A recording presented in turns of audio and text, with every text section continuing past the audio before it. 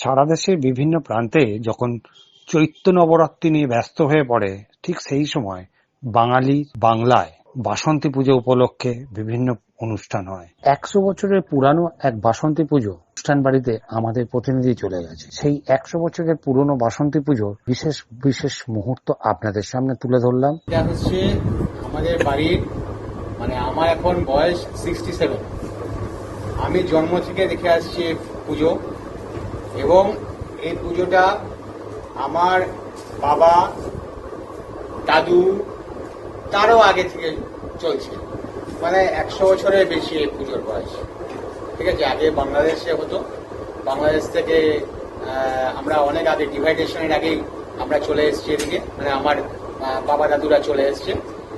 তখন থেকে আমরা দেখছি এই বাড়ি পুজো হয়।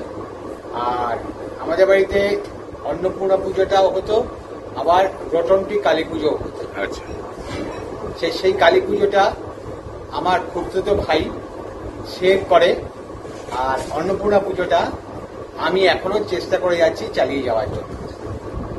এই হচ্ছে আমাদের এখানকার